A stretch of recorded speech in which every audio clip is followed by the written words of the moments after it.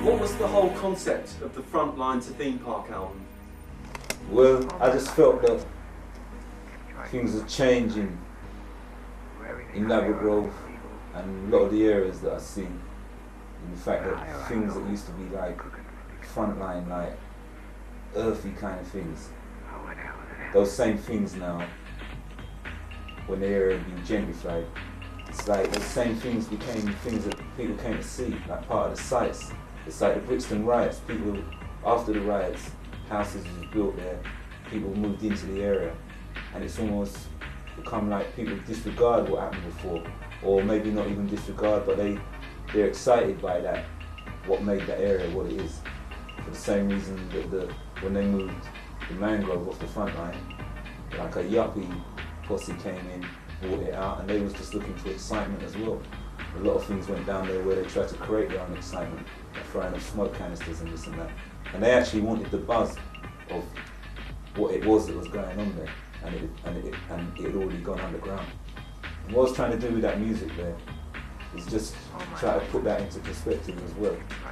Just try to explain that even though you look at that in Laverick Grove, but worldwide it's like that. But I just heard that they're planning of doing bed and breakfast hotels in some of the townships in South Africa for some of the people to come and see what it's like to live in a township. And that's exactly what I mean. It's a bit like, now it was a frontline, it's become a theme park. In this country, you've got the miners. They were the backbone of the country, the front line of the country, and now they've become a theme park. I saw them singing the other day with Lula or somebody, you know, the miners' choir, you know. Am I the only person that it hurts to look back? You know, sometimes I wonder.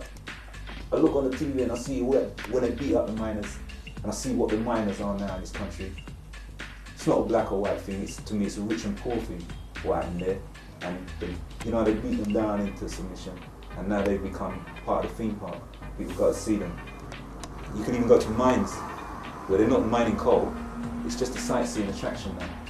And that, it's not, Frontline to Theme Park wasn't a black-white thing, a Rasta, this or all that thing. It's just a worldwide thing, if you look at it from a universal point of view.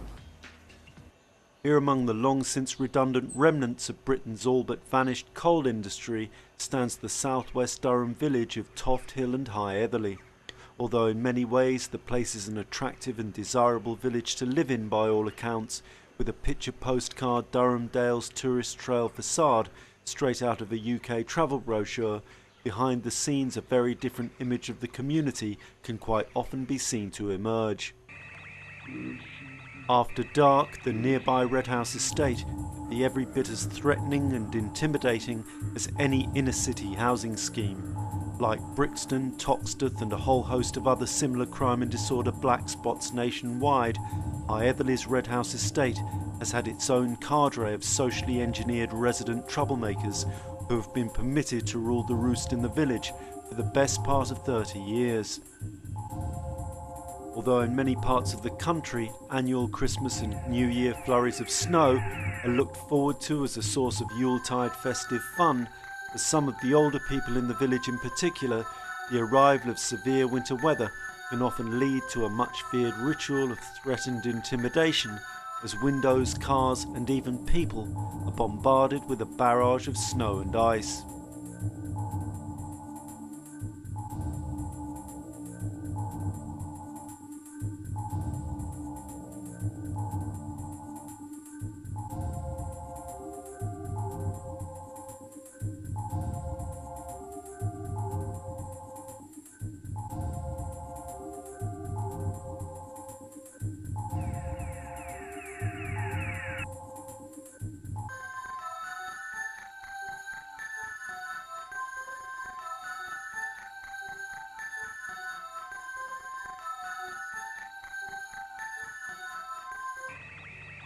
With the arrival of spring weather, the presence of large gangs of loud and rowdy teenagers in and around the village without a police officer in sight can be a frightening and disquieting experience for many of the older and more frail residents, most of whom are completely without adequate mental and physical resources to deal with such a situation for themselves.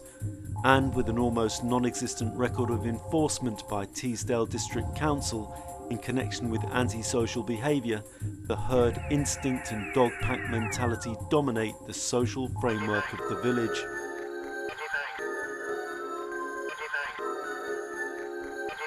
This unfortunate victim clearly doesn't want any trouble, but is nevertheless chased off the estate by a cowardly herd of bullies incapable of standing up to anyone on their own.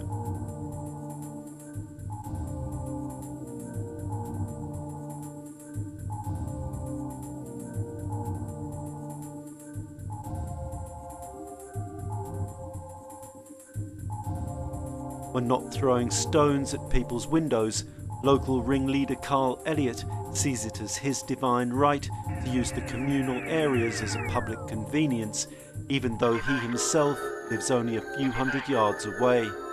Unfortunately, this clear and indisputable video evidence was to be insufficient to get him on the sex offenders register, more as a result of police disinterest and unwillingness to do the paperwork as much as anything else.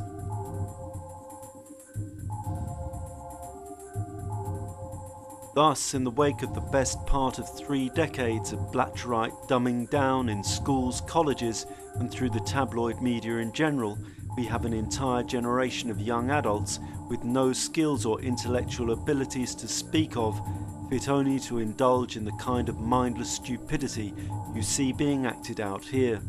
And all this less than half an hour's drive away from Tony Blair's old Sedgefield constituency backyard. As the dumbed down and moronic young teenage no-hopers from Toft Hill and High Etherley mindlessly discharge their air weapons in the direction of any public property worth damaging, whatever happened to Tony Blair's pre-1997 landslide election pledge to be tough on the roots of crime and tough on the causes of crime into the bargain? With more and more resources being made available to the police, what is being done about basic down-to-earth street-level action on enforcement?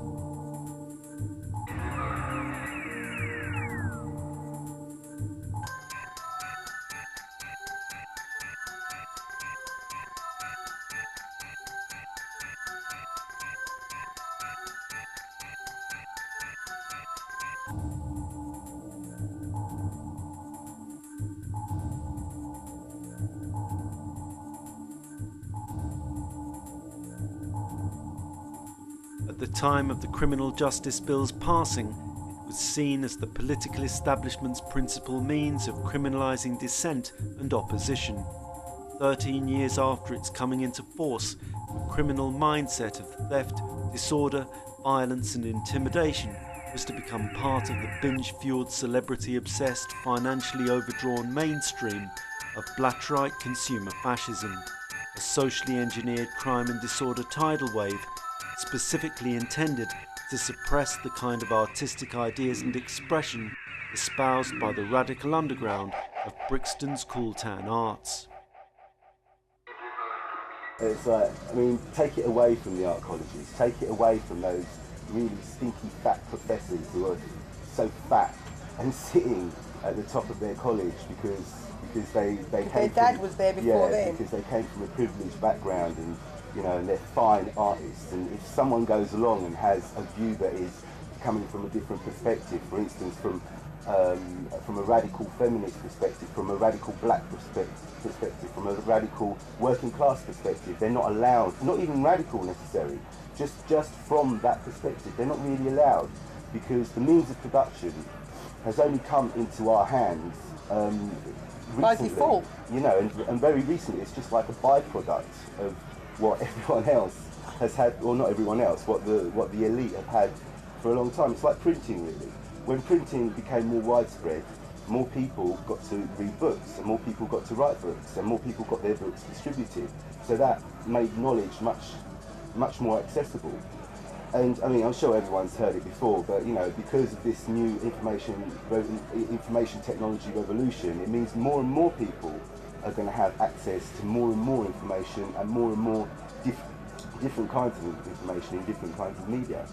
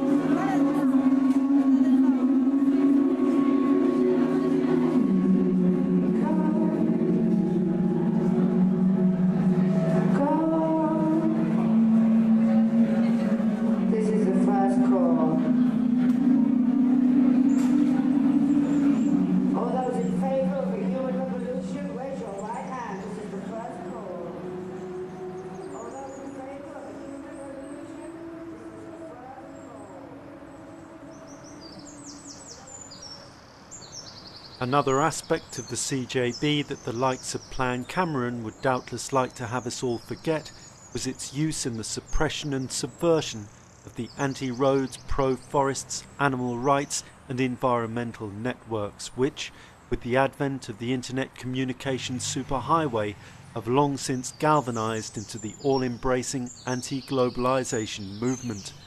Perhaps then the real legacy of the CJB is the environmental backlash, not just on a physical but on a spiritual plane, which could possibly have been in some way lessened or avoided, in this country at least, if the bill had never been passed or enforced to begin with, as the credit-crunching bankers and industrialists are forced to deal with the apocalyptic wrath of the green man.